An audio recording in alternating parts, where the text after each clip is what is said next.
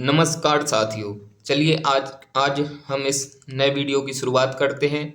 यह वीडियो बहुत ही लाभदायक है एमपी टेट वर्ग 3 चयन परीक्षा के लिए।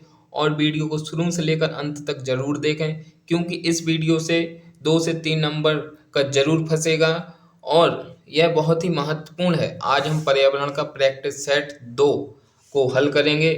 इसमें कौन कौन से प्रश्न हैं और प्रत्येक प्रश्न में इतने फैक्ट देंगे ताकि आपका वो टॉपिक कवर हो सके। चलिए आज हम इस नए वीडियो का शुरुआत करते हैं। प्रैक्टिस सेट नंबर 2 पर्यावरण एमपी टेट वर्ग 3 चयन परीक्षा के लिए। ठीक है, चलिए शुरुआत करते हैं। आज का पहला प्रश्न ये रहा हमारा, और सभी लोग जो नए हैं वह यूट्यूब चैनल को सब्सक्राइब कर लें और जो पुराने हैं वह वीडियो को लाइक कर दें और लिंक को शेयर कर दें। चलिए चलते हैं प्रश्न को, पहले प्रश्न पर। ये रहा आज का हमारा पहला प्रश्न। पहला प्रश्न क्या है? भारत का सबसे बृहद बाढ़ प्रभावित क्षेत्र कौन सा है? कौन सा है? भारत का सबसे बृहद बाढ़ प्रभावित क्षेत्र कौन सा है? पहले ये समझेंगे कि बाढ़ प्रभावित क्षेत्र क्या होता है। जहाँ पर तीव्र मानसून के कारण तट उफान पर होते हैं, जो समुद्री तट हैं वो उफानों पर होते हैं, जिससे आसपास के इलाकों में बाढ़ की संभावना बढ़ जाती है, जहाँ पर खतरा ज़्यादा होता है ना। और जहाँ पे बाढ़ आ जाती है तो उसे बाढ़ प्रभावित क्षेत्र कहते हैं। इसका पहला ऑप्शन है गंगा ब्रह्मपुत्र बेसिन। ठीक। और बी ऑप्शन है सतपुड़ा मैकाल श्रेणी। सी ऑप्शन है कृष्णा गोदावरी बेसिन। और डी ऑप्शन है राजस्थान क्षेत्र। सभी के लिए 10 सेकंड का टाइम है। सभी लोग कमेंट में आंसर जरूर देंगे कि इसका सही जवाब क्या होगा। ए गंगा ब्रह्मपुत्र बेसिन, बी सतपुड़ा मैकाल श्रेणी, सी कृष्णा गोदावरी बेसिन और डी राजस्थान श्रेणी। तो इसका सही जवाब क्या होगा?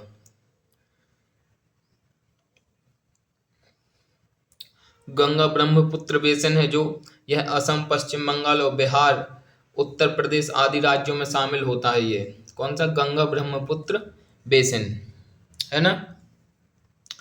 ये असम में होता है, पश्चिम बंगाल में होता है ना, बिहार बिहार और कहाँ पे? यूपी,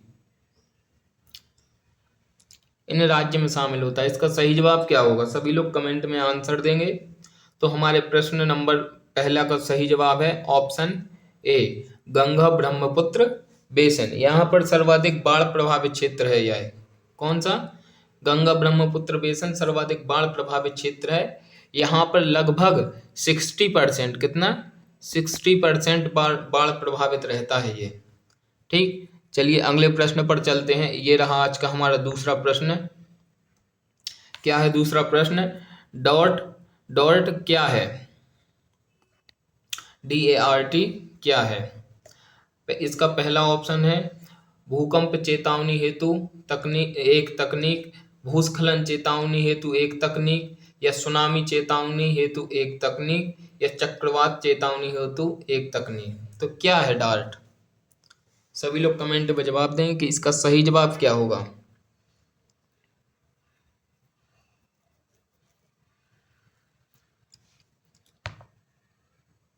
तो इसका सही जवाब है हमारा ऑप्शन सी, सुनामी चेतावनी हेतु एक तकनीक है।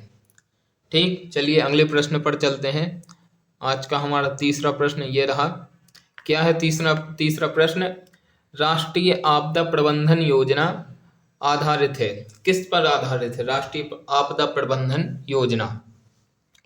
सभी लोग इसका जवाब देंगे किस चीज पर आधारित है यह राष्ट्रीय आपदा प्रबंधन योजना। इसका ऑप्शन सुने पहले। ऑप्शन इसका ए है क्योटो प्रोटोकॉल पर, फिर ऑप्शन बी सेंडाई फ्रेमवर्क पर, ऑप्शन सी पेरिस जलवायु पर, और ऑप्शन डी योकोहामा नीति पर। तो किस पर यह आधारित है आपदा प्रबंधन योजना और है क्या? देखिए, राष्ट्रीय आपदा प्रबंधन योजना के तहत सेंडाई फ्रेमवर्क के लक्ष्यों को प्राथमिकता में रखा जाता है। किसके लक्ष्यों को? सेंडाई फ्रेमवर्क के लक्ष्यों को प्राथमिकता में रखा जाता है। और इसका प्रारंभ हुआ था, कब हुआ था? राष्ट्रीय आपदा प्रबंधन योजना का प्रारंभ हुआ था 1 जून 2016। कब? 1 जून 2016 को इसका वो हुआ था प्रारंभ। ठीक। योकोहामा क्या है? योकोहामा यह एक प्राकृतिक आपदा की रोकथाम, तैयार और शमन के लिए दिशा निर्देश प्रदान करता है। जैसे प्राकृतिक आपदाएं आती हैं, जैसे ये बाढ़ प्रभावित हो गया, बाढ़ से प्रभावित भूकंप वगैरह, तो इनको रोकने की तैयारी और शमन के लिए यह दिशा निर्देश करता है योकोहामा नीति पर। ठीक। इसका सही जवाब क्या होगा? राष्ट्रीय आपदा प्रबंधन योजना का सही जवाब क्या होगा? किस पर आधारित है? तो इसका सही जवाब होगा सेंडाई फ्रेमवर्क, ऑप्शन बी। ठीक। चलिए अगले प्रश्न पर चलते हैं। ये है आज का हमारा चौथा प्रश्न। क्या है चौथा प्रश्न? वर्ष 2005 में विश्व आपदा न्यूनीकरण सम्मेलन का आयोजन हुआ था, कहाँ पे हुआ था? बताइए। वर्ष 2005 में विश्व आपदा न्यूनीकरण सम्मेलन का आयोजन कहाँ हुआ था? तो इसका पहला ऑप्शन है नई दिल्ली, ऑप्शन बी है चीन, ऑप्शन सी है काठमांडू नेपाल और ऑप्शन डी है जापान। तो कहाँ पे आपदा न्यूनीकरण सम्मेलन का आयोजन हुआ था 2005 में?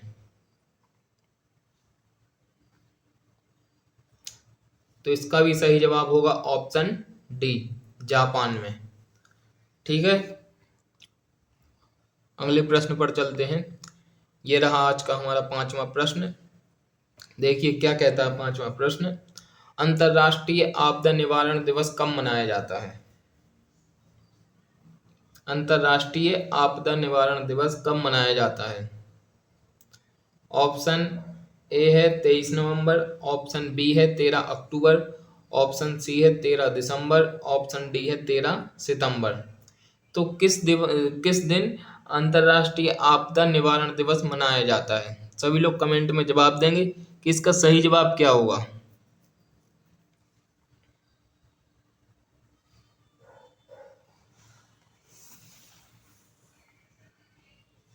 क्या होगा बताइए।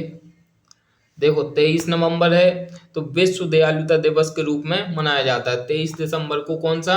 विश्व दयालुता दिवस।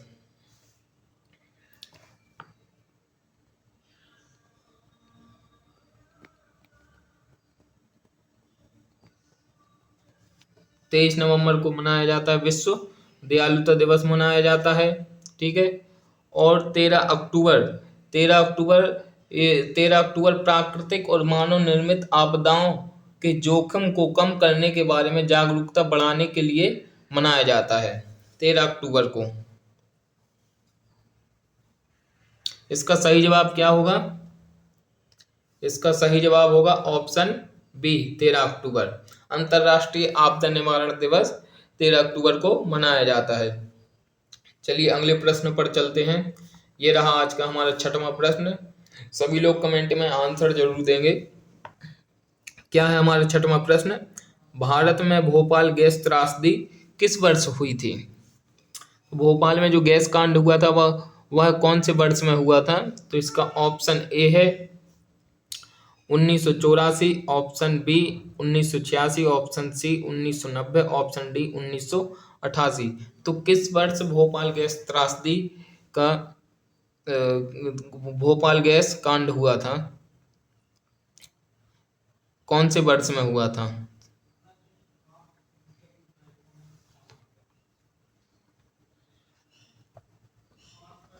सभी लोग आंसर जरूर देंगे कमेंट में। तो देखिए सबसे पहले 1986 में कहाँ हुआ था? 1986 में चेरनोबिल परमाणु संयंत्र त्रासदी हुई थी। ठीक। जो पूर्व सोवियत संघ व वर्तमान यूक्रेन में स्थित चेरनोबिल पावर प्लांट में एक भयंकर विस्फोट हुआ था। कहाँ? पूर्व सोवियत संघ और वर्तमान के यूक्रेन में हुआ था। ठीक है।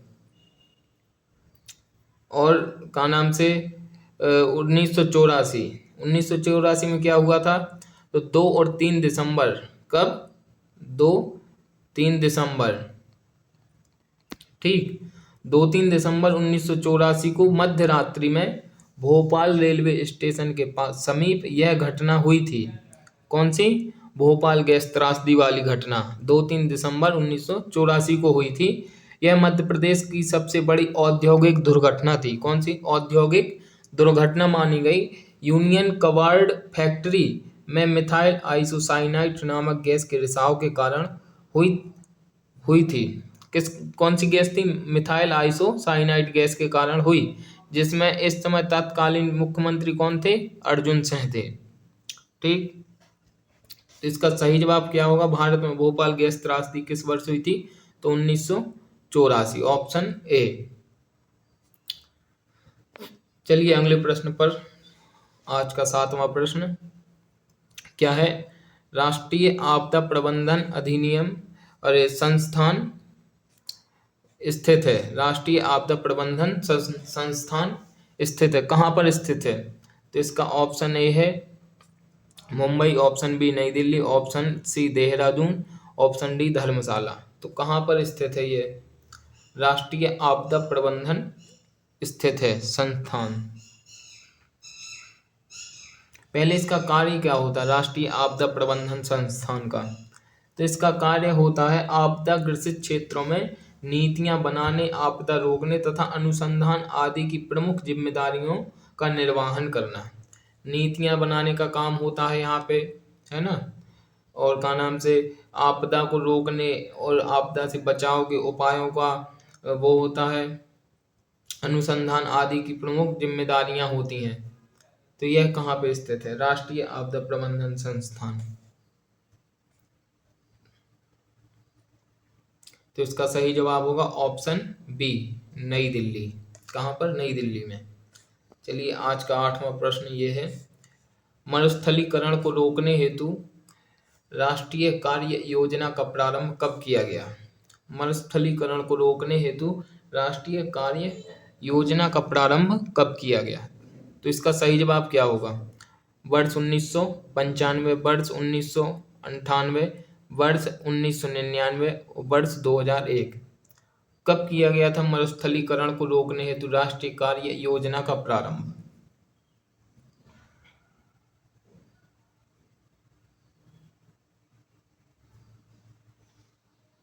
और यह योजना क्यों बनाई गई थी? तो यह योजना भारत में मरुस्थलीकरण और भूमि क्षरण की समस्याओं से निपटने के लिए यह योजना बनाई गई थी, राष्ट्रीय कार्य योजना।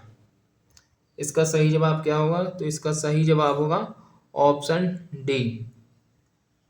ऑप्शन डी होगा इसका सही जवाब। वर्ष 2001 में राष्ट्रीय कार्य योजना प्रारंभ की गई थी, जिसमें भारत में मरुस्थलीकरण और भूमि क्षरण की समस्याओं से निपटने के लिए यह योजना बनाई गई थी। चलिए अगले प्रश्न पर चलते हैं। ये रहा आज का हमारा 9वां प्रश्न। क्या है?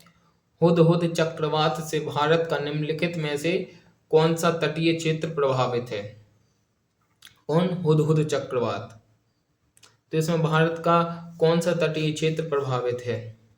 इसका ए ऑप्शन है आंध्र प्रदेश तट, बी ऑप्शन है केरल तट, सी ऑप्शन है चेन्नई तट और डी ऑप्शन है बंगाल तट।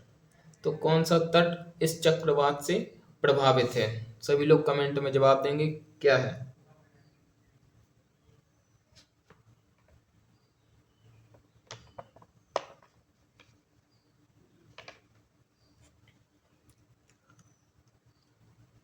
देखो बंगाल तट है, जो बंगाल तट में कौन सा तूफान आया था? बंगाल तट पर दाना नाम से तूफान आया था। कौन सा?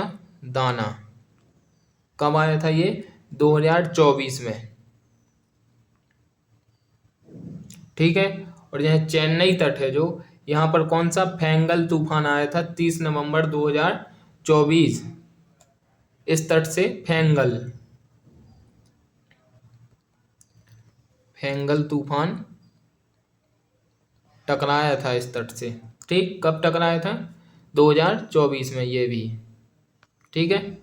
और केरल तट में आया था ओखी चक्रवात 2017 में टकराया था केरल तट से। कौन सा? ओखी।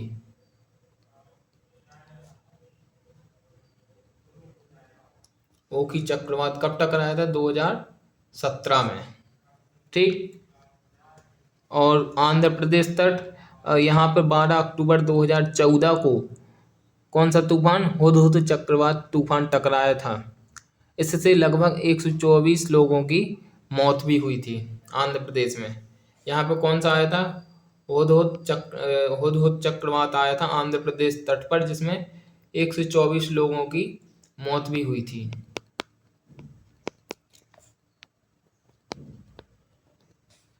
तो इसका सही जवाब क्या होगा? ऑप्शन ए, आंध्र प्रदेश तट पर।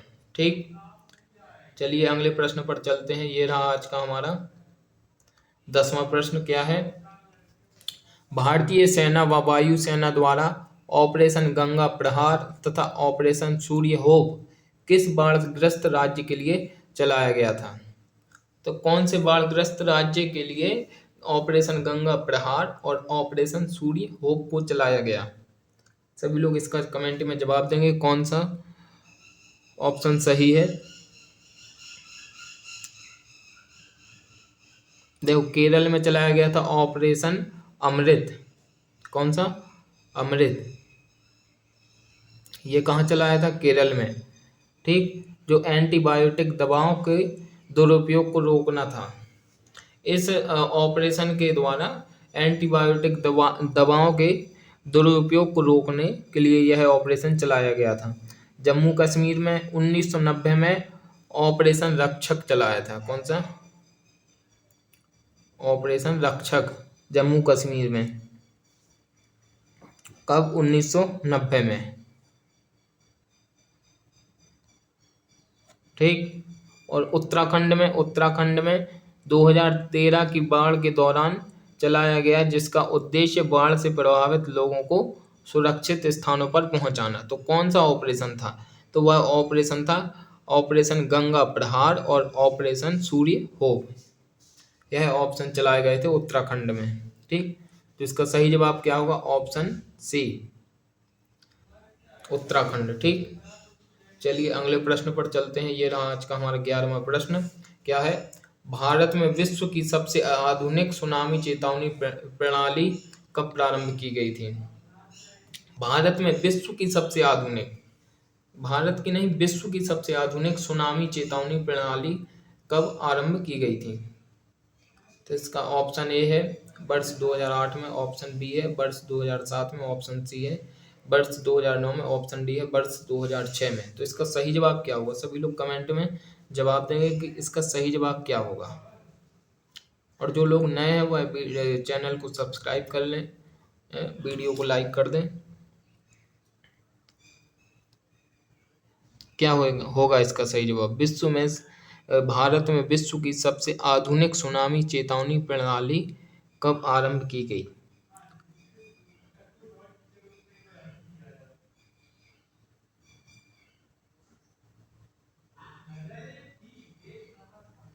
तो इसका सही जवाब होगा ऑप्शन बी, वर्ष 2007 में विश्व की सबसे आधुनिक सुनामी चेतावनी प्रणाली का आरंभ किया गया था। ठीक है, इसका मुख्यालय कहाँ पे है? तो इसका मुख्यालय है हैदराबाद में।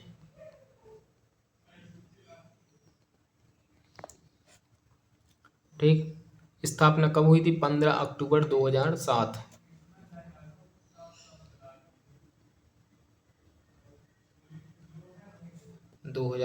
को। ठीक, चलिए अगले प्रश्न पर चलते हैं। ये रहा आज का हमारा 12वां प्रश्न। क्या है?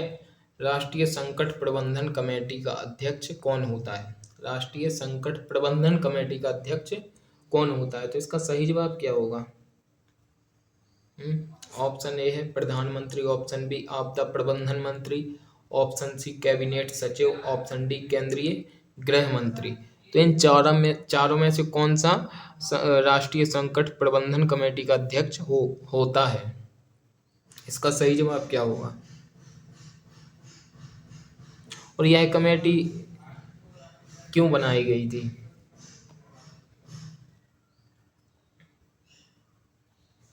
तो यह कमेटी प्राकृतिक आपदाओं और अन्य संकटों के दौरान राहत प्रयासों और कार्यों को प्रभावी बनाने के लिए बनाई गई थी। तो इसका सही जवाब क्या होगा? इसका सही जवाब होगा ऑप्शन सी, कैबिनेट सचिव। ठीक, चलिए अगले प्रश्न पर चलते हैं। ये रहा आज का हमारा 13वां प्रश्न। क्या है? राज्य आपदा कोष के अंतर्गत विशेष श्रेणी वाले राज्यों के लिए अंशदान का अनुपात कितना है? राज्य आपदा कोष के अंतर्गत विशेष श्रेणी वाले राज्यों के लिए अंशदान का अनुपात कितना है? बताइए कितना अनुपात है? 75/25, 75/25, सॉरी, 80/20 और 70/30 या 90/10। तो इसका क्या होगा सही जवाब? कौन सा अनुपात राज्य आपदा कोष के अंतर्गत विशेष श्रेणी वाले राज्यों के लिए दिया जाता है? 75/25। यह सामान्य श्रेणी के लिए अंशदान का अनुपात है। कौन सी? सामान्य।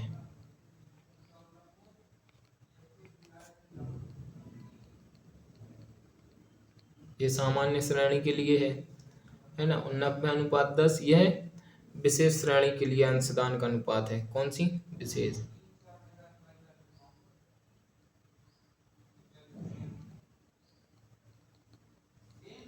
विशेष श्रेणी के लिए। तो इसका सही जवाब क्या होगा? तो इसका भी सही जवाब होगा ऑप्शन डी, 90/10। ठीक। यह राज्य आपदा कोष के अंतर्गत विशेष श्रेणी वाले राज्यों के लिए अंशदान का अनुपात दिया जाता है। ठीक। चलिए अगले प्रश्न पर चलते हैं। यह है हमारा आज का 14वां प्रश्न।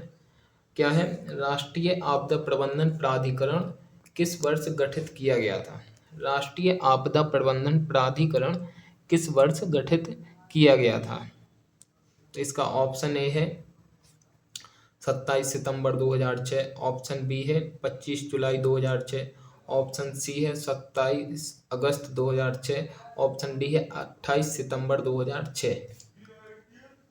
तो राष्ट्रीय आपदा प्रबंधन प्राधिकरण किस वर्ष गठित किया गया था? इसका सही जवाब क्या होगा?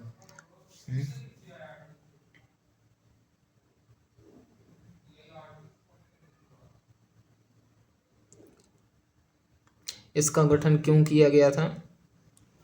किस नियम के तहत किया गया था? तो इसका गठन आपदा प्रबंधन अधिनियम 2005 की धारा 3 के अनुसार इस राष्ट्रीय आपदा प्रबंधन प्राधिकरण का गठन किया गया था। इसका अध्यक्ष कौन है? अध्यक्ष है प्रधानमंत्री। इसका अध्यक्ष प्रधानमंत्री होता है, पदेन अध्यक्ष।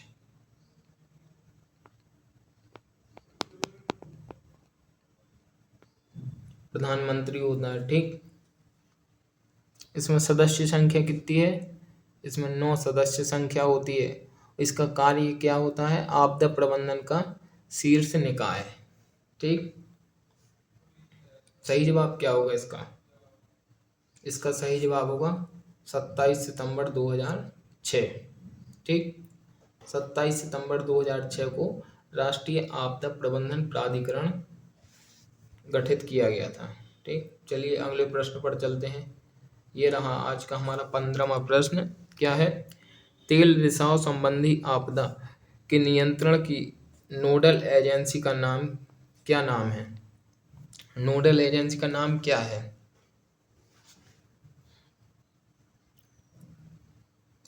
तेल रिसाव संबंधी आपदा के नियंत्रण की नोडल एजेंसी का नाम क्या है ना। तो क्या हो सकता है इसका? तो गृह मंत्रालय है एक, दूसरा ऑप्शन है रक्षा मंत्रालय या इंडियन कोस्ट गार्ड। ठीक। और सी ऑप्शन है पर्यावरण मंत्रालय, डी ऑप्शन है परमाणु ऊर्जा। तो इसका सही जवाब क्या होगा? कौन सा मंत्रालय है, कौन सा नोडल एजेंसी है जो तेल रिसाव संबंधी आपदा के नियंत्रण में कार्य करती है? इसका सही जवाब क्या होगा? सभी लोग कमेंट में आंसर देंगे। तो इसका सही जवाब होगा रक्षा मंत्रालय। क्या होगा? रक्षा मंत्रालय, इंडिया कोस्ट गार्ड। ठीक।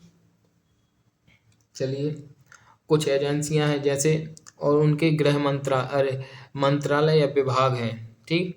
और कुछ आपदाएं हैं जैसे बाढ़ है, तो बाढ़ कौन से नोडल या एजेंसी के अंतर्गत आता है? तो बाढ़ आता है गृह मंत्रालय में। भूकंप भी गृह मंत्रालय के अंतर्गत आता है। चक्रवात, सुनामी, यह भी गृह मंत्रालय के अंतर्गत आता है। भूस्खलन, हिमस्खलन, यह भी का नाम से गृह मंत्रालय के अंतर्गत आता है। सड़क दुर्घटना, सड़क परिवहन व राज्य मार्ग मंत्रालय के अंतर्गत आता है। ठीक है। अब जैसे सूखा पड़ा, ओलावृष्टि हुई, शीतलहर, पाला, कीट आक्रमण, तो यह सब किसके अंतर्गत आता है? तो यह कृषि एवं किसान कल्याण मंत्रालय के अंतर्गत आता है। ठीक है। और जैविक आपदाएं हैं जो, तो यह किसके अंतर्गत आती हैं? जैविक आपदाएं यह स्वास्थ्य परिवार कल्याण मंत्रालय के अंतर्गत आती हैं। ठीक ना। और जैसे खानों में आपदाएं, जो कोयला की खाना होती हैं, है ना, बड़ी बड़ी खाना होती, तो यह किसके अंतर्गत आती हैं? कौन सी एजेंसी के अंतर्गत? तो यह कोयला व खनन मंत्रालय के अंतर्गत आती हैं। ठीक है। चलिए अगले प्रश्न पर चलते हैं। ये हमारा 16वां प्रश्न क्या है? ब्लू बेबी सिंड्रोम किस प्रदूषक के कारण होता है? ब्लू बेबी सिंड्रोम किस प्रदूषक के कारण होता है? ठीक। इसका ऑप्शन ए है आर्सेनिक, ऑप्शन बी है नाइट्रेट, ऑप्शन सी है पारा, ऑप्शन डी है निकिल। तो इसका सही जवाब क्या होगा? सभी लोग कमेंट में जवाब देंगे। ब्लू बेबी सिंड्रोम किस प्रदूषक के कारण होता है? जैसे आर्सेनिक है, तो यह किसके कारण होता है? आर्सेनिक के कारण कौन सा रोग होता है? तो इसके कारण होता है ब्लैक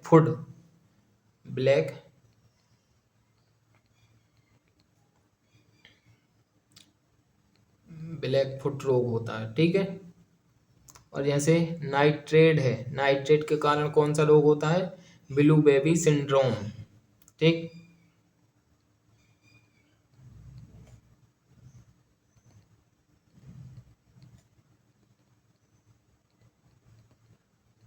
ब्लू बेबी सिंड्रोम। ठीक। पारा के कारण कौन सा रोग होता है? इसमें होता है मिनी माता। ठीक। और है निकिल, निकिल के कारण कौन सा होता है ना? इसमें त्वचा संबंधी होता है और निमोनिया।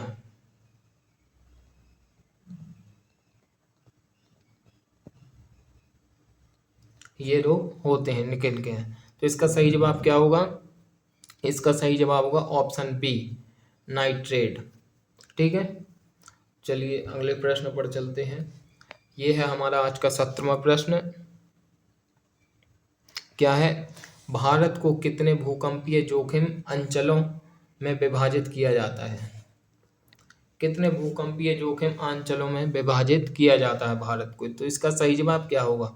इसमें ऑप्शन ए है 5, ऑप्शन बी है 6, ऑप्शन सी है 4, ऑप्शन डी है 7। तो इसका सही जवाब क्या होगा? सभी लोग कमेंट में जवाब देंगे कि इसका सही जवाब क्या होगा 17वां प्रश्न का। भारत को कितने भूकंपीय जोखिम अंचलों में विभाजित किया जाता है? तो इसका सही जवाब होगा ऑप्शन सी, 4 अंचलों में।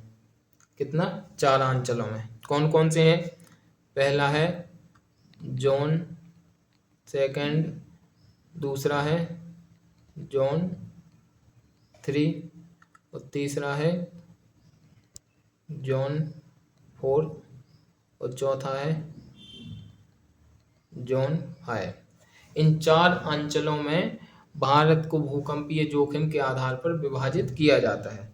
जैसे जोन 2 है, इसमें 6 या इससे कम तीव्रता के भूकंप आते हैं, 6 से कम तीव्रता के, ठीक है, भूकंप आते हैं। इसमें अधिकतर दक्षिण भारत के क्षेत्र शामिल हैं। कहाँ? दक्षिण भारत, साउथ इंडिया। और जोन जो 3 है, जोन 3, इसमें यह मध्यम तीव्रता का क्षेत्र है, जहाँ 7 तीव्रता तक के भूकंप आते हैं। कितने? 7 तीव्रता तक के भूकंप आते हैं इसमें। और जोन 4 है, इसके अंतर्गत यह गंभीर तीव्रता का क्षेत्र है, जहाँ 8 तीव्रता तक भूकंप आते हैं। यह गंभीर तीव्रता भूकंप वाला क्षेत्र है, तीव्रता। और जोन 5, इसमें कौन से आते हैं? यह अत्यधिक तीव्रता का क्षेत्र है, यहाँ 9 या 9 से अधिक, मतलब 9 या 9 से अधिक तीव्रता के भूकंप आते हैं। चलिए इसका सही जवाब क्या है? इसका सही जवाब है ऑप्शन 4। ठीक, चलिए अगले प्रश्न पर चलते हैं।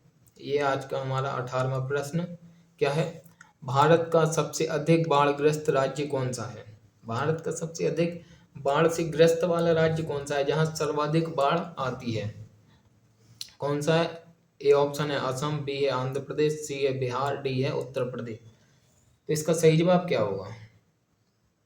असम, आंध्र प्रदेश, बिहार या उत्तर प्रदेश?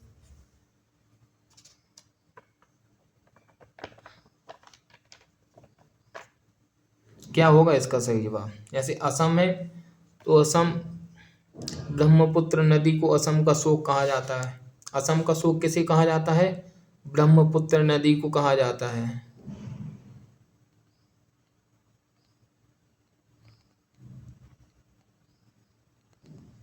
ठीक, और आंध्र प्रदेश है ना, बिहार का शोक किसे कहा जाता है?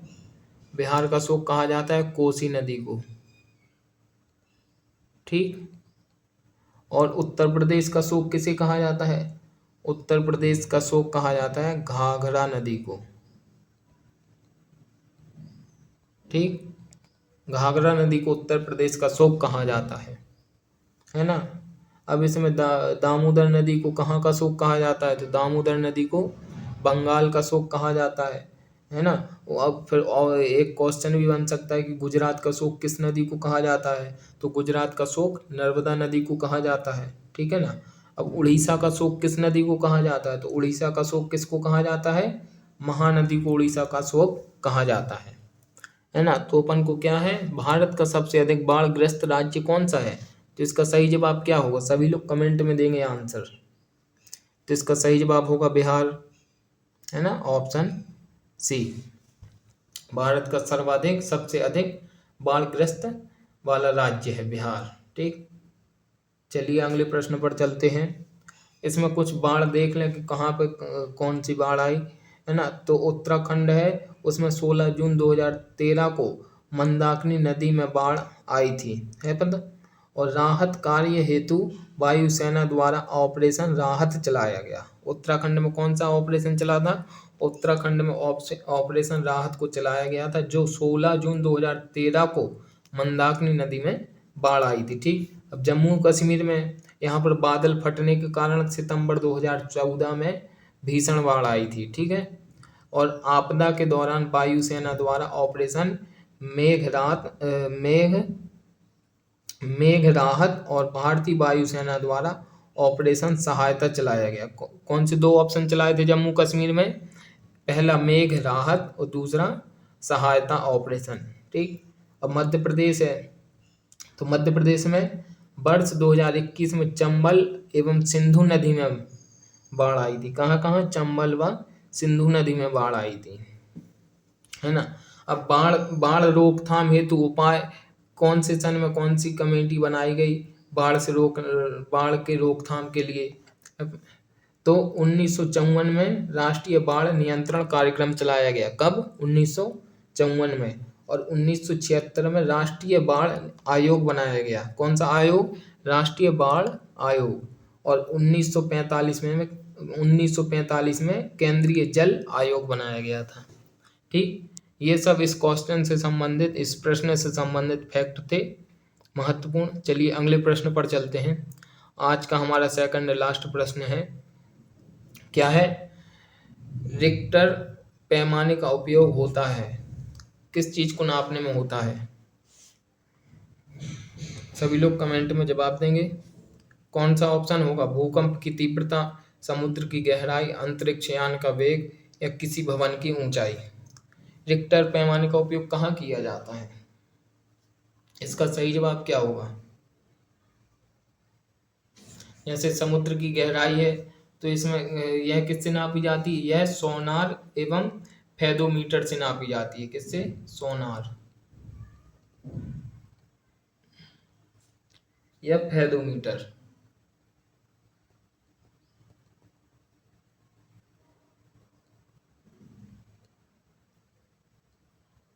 ठीक, और अंतरिक्ष यान का वेग जैसे रडार हो गया, जीपीएस तकनीक, इन सब के माध्यम से मापी जाती है। तो अपन को प्रश्न क्या है, रिक्टर पैमाने का उपयोग खालिस्तान नापने के लिए किया जाता है? किसके नापने के लिए किया जाता है? तो इसका सही जवाब होगा ऑप्शन ए, भूकंप की तीव्रता के लिए।